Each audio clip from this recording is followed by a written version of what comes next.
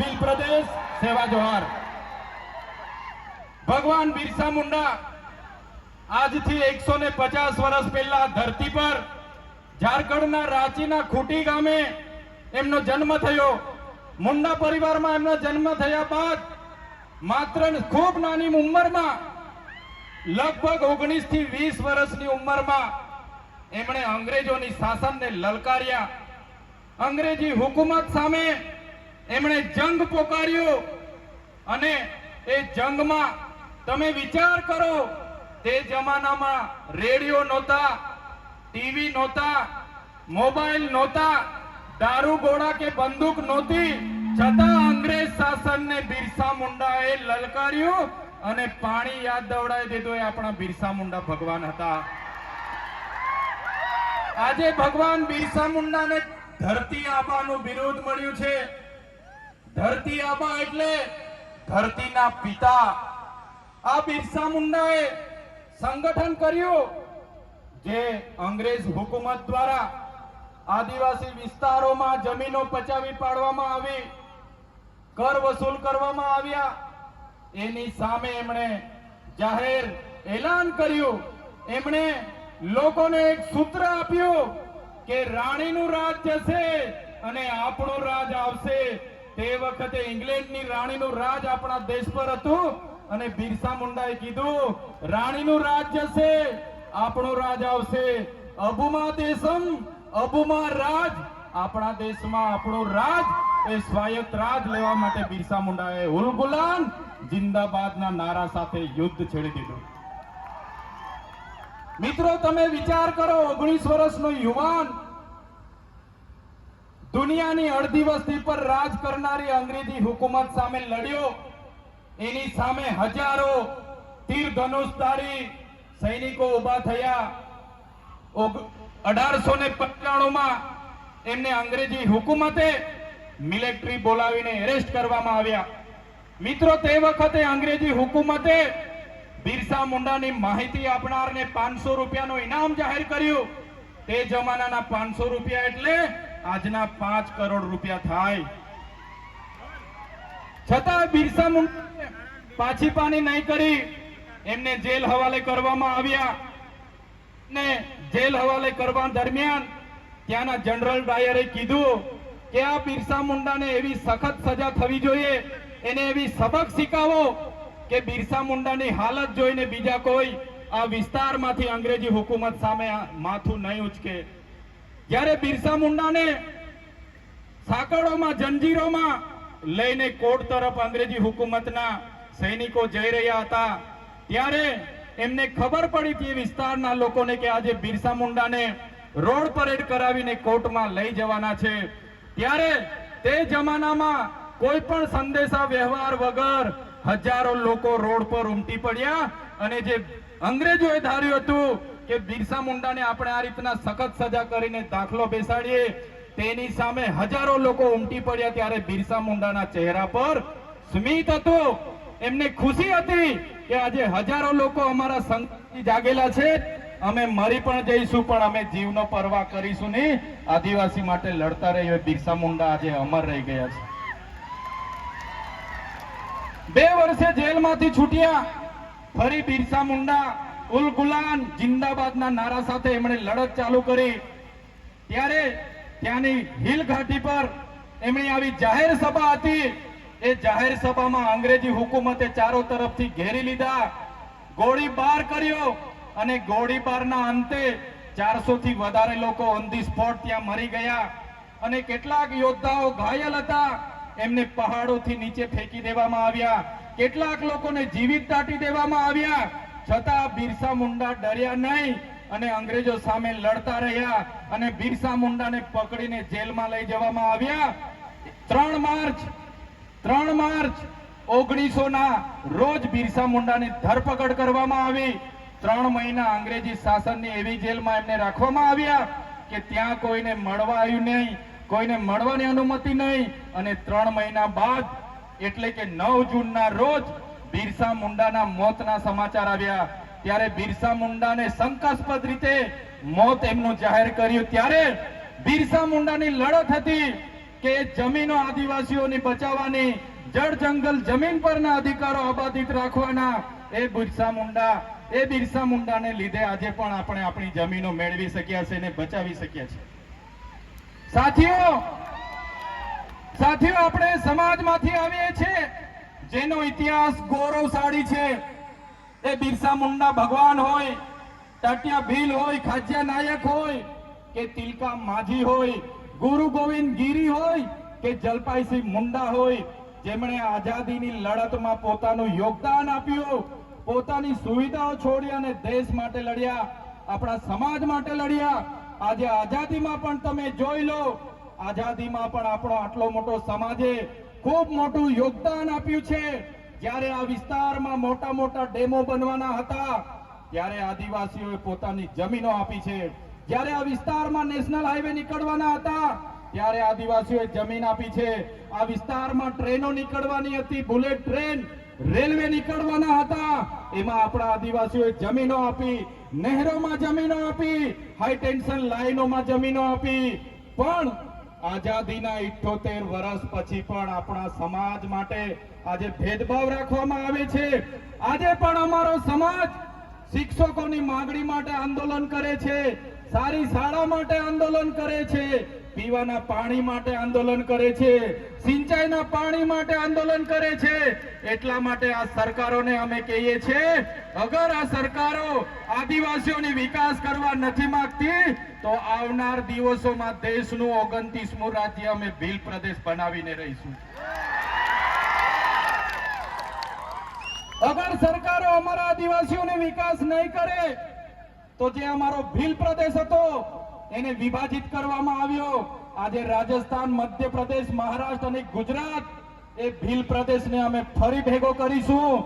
આજે પણ અમારા રીત રિવાજો, અમારી જન્મની વિધિ, અમારી લગ્નની વિધિ, અમારી મરણની વિધિ સરખી છે. આજે પણ અમારા રીત રિવાજો સાચા છે. આજે પણ અમારે મધ્યપ્રદેશ, મહારાષ્ટ્ર અને રાજસ્થાન સાથે રોટી બેટીનો વ્યવહાર છે.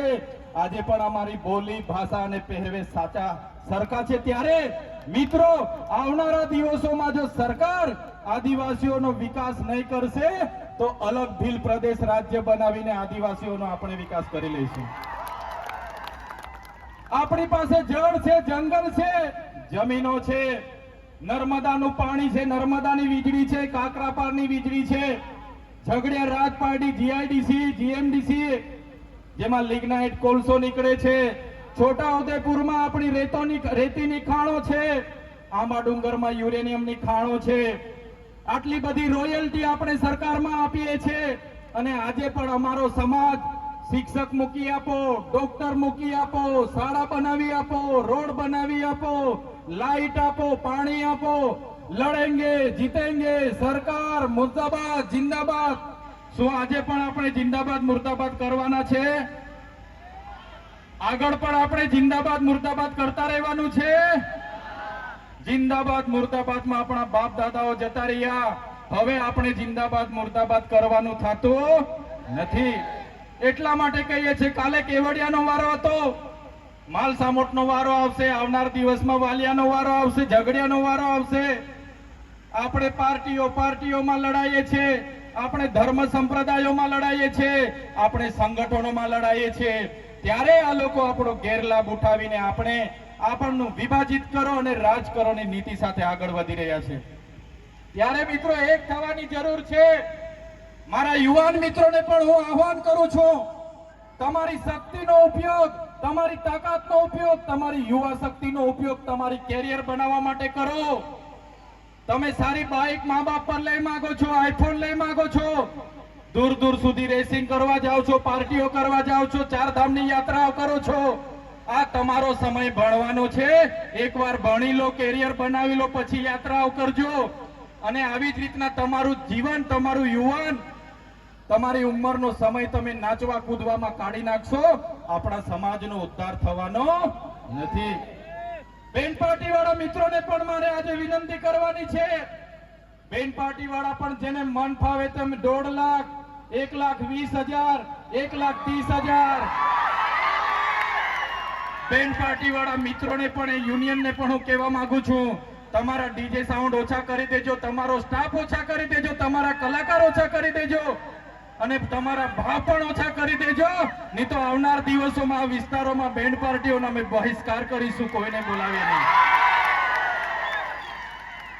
મારા નોકરી કરતા કર્મચારીઓને પણ વિનંતી કરું છું, તમે આદિવાસીના દાખલા પર તમે ભણ્યા છો, તમને આદિવાસીના દાખલા પર નોકરી મળી છે, ત્યારે તમારા ભાઈ બહેનના દીકરા દીકરી શું ભણે છે, એની ફી ભરાય છે કે કેમ, આપણા સમાજની જાગૃતિ માટે કેમ તમે યોગદાન નથી આપતા?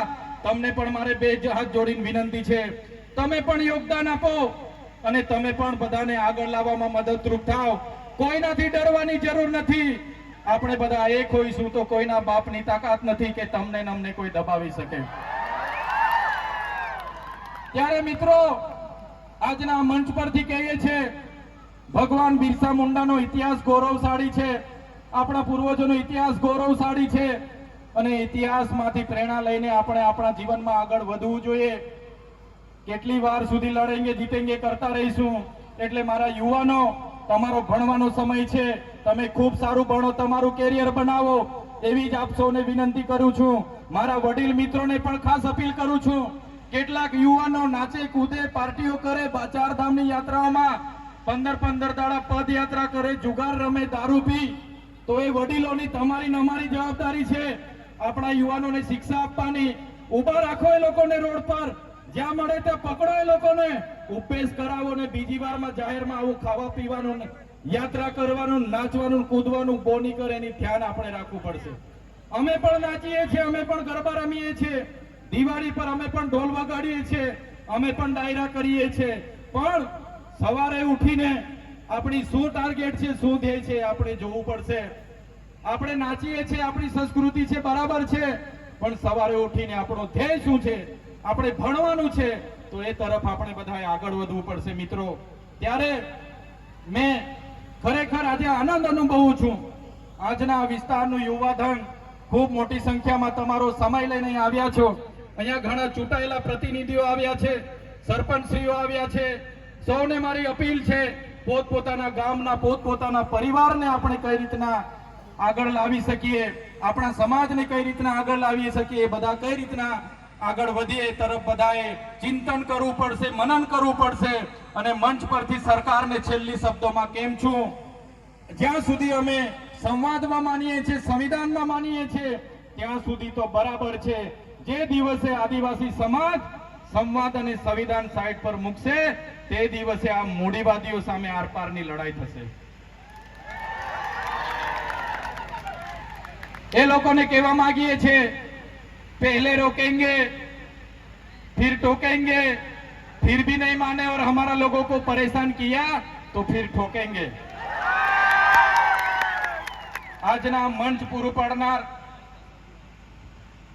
પૂરું પાડનાર નેત્રંગ તાલુકાના જ્યારે પણ આદિવાસી સમાજની વાત આવે, પોતે આદિવાસી બનીને અહીં બિરસા મુંડાની પ્રતિમા જ્યારે મૂકતા હતા, વહીવટી તંત્રએ ખૂબ પરેશાન કર્યા.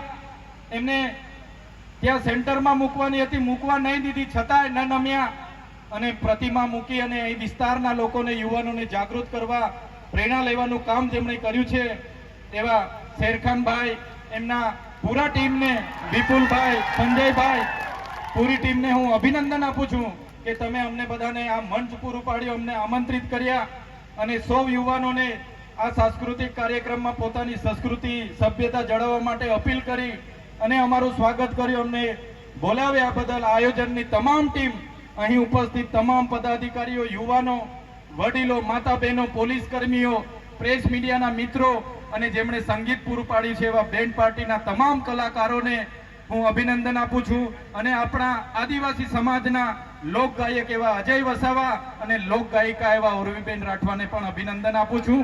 બધાનો ખૂબ ખૂબ આભાર, ધન્યવાદ. જય આદિવાસી, જય જોહાર, જય ભીલ પ્રદેશ.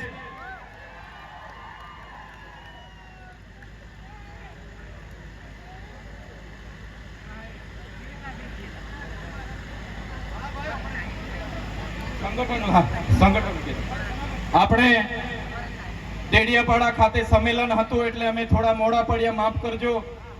પણ ડેડિયાપાડા આજે તમામ વૈચારિક આગેવાનો બધા ભેગા થઈને બિન રાજકીય રીતે ભીલ પ્રદેશ મુક્તિ મોરચાનું જાહેરાત કરવામાં આવી છે, જેમાં આવનાર દિવસોમાં સામાજિક, આર્થિક અને રાજકીય જે પણ અન્યાયો ત્યાં થશે ત્યાં ભીલ પ્રદેશ મુક્તિ મોરચા આપ સૌની સાથે લઈને આગળ વધશે એવી સૌને શુભકામના આપું છું. ભીલ પ્રદેશ મુક્તિ મોરચાની જાહેરાત થઈ ગઈ છે. આવનાર દિવસોમાં તમામ વિંગો સાથે આપણે આગળ વધીશું. બધાનો ખૂબ ખૂબ આભાર. જય આદિવાસી. ધન્યવાદ. हेलो भाई जरा शांति રાખજો બધા. भाई शांति રાખ, જરાક શાંતિ રાખજો. 5 મિનિટ સાહેબ છે.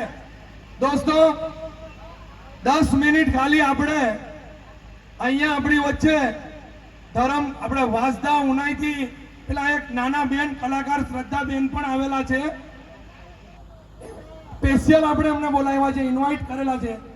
એમના પણ સાંસ્કૃતિક એક બે કાર્યક્રમ આપણે ચૈતરભાઈ સ્ટેજ પર બેસે, બાકીના જે લોકો છે ભાઈ નીચે ઉતરી જજો મહેરબાની કરી. મારી તમને બે હાથ જોડીને વિનંતી, ખાલી સ્ટેજ પર સાહેબ જ રહેશે, બાકીના લોકો કાર્યકરો નીચે જશે. હા વાંધો નથી. દીપકભાઈ, દીપક ભાઈ કઈ માટે દીપક આપણા અહીંયા આપણી વચ્ચે બાકીના અહીંયાથી લોકો સ્ટેજ પરથી સાઈડ પર આવે.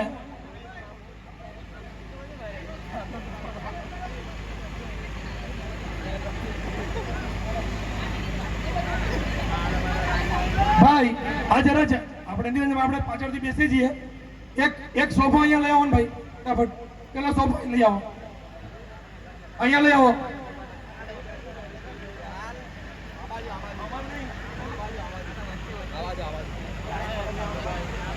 પાછળ કોઈ રે, થોડાક હટી જજો ભાઈ. દોસ્તો ભાઈ આ બે ડાન્સ છે તો